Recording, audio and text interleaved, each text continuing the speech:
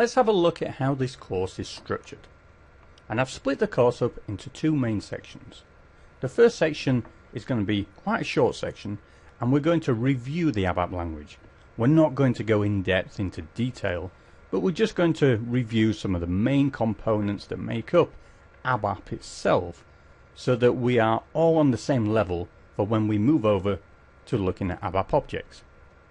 So the ABAP recap, we're going to cover data types, how we create data types ourselves, how we use the standard data types in the system, how we can create structures using data types, how we use internal tables based on structures.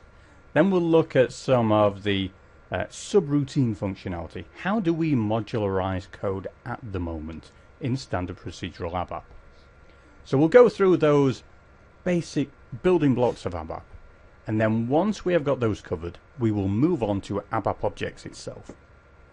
Now, ABAP objects can get quite technical.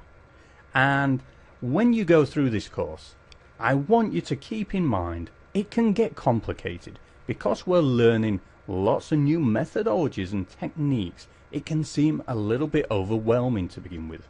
But don't worry about that. Just work your way through the course, and if you can't remember things or it doesn't make sense, do not worry, because as we go on to the examples, you will see what I'm talking about. You will see some of the principles and methodologies put in place in code itself, and it should become a lot easier to understand. There's lots of new terms to get used to in ABAP objects, and some of the descriptions, the way things work, can seem very complicated at times. So work your way through, and you need to practice yourself. So I will set some questions and answers and ask you to create some programs yourself, and once you've done that, you can then continue with more videos to show how I would have written code to produce the solution that I've asked you to create. So without further ado, we're going to cover attributes and methods. They're the basic building blocks of ABAP objects.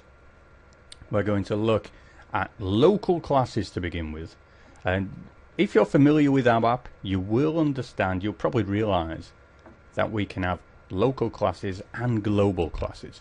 I'm going to focus on local classes to begin with, because that will let us create objects ourselves, classes, and once we understand how to do it all manually, we can then create global classes using some of the built-in SAP tools that we have in our ABAP workbench.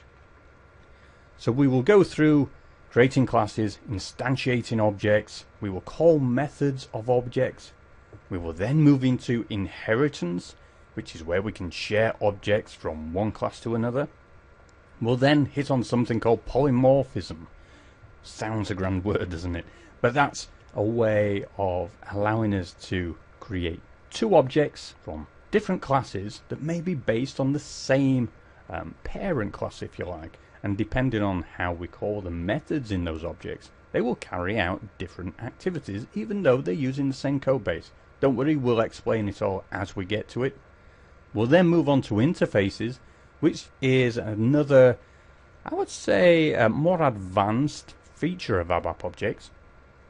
It's a feature of object-oriented programming itself. You know, it's fundamental to nearly all other languages, but the way we use it in ABAP, we will touch on it, and if you try to jump into it right now, you probably wouldn't understand. You need to work your way through the course. So what I'm trying to say is that can get quite complicated with the interfaces side, but once we've gone through creating our classes, you'll be able to understand it.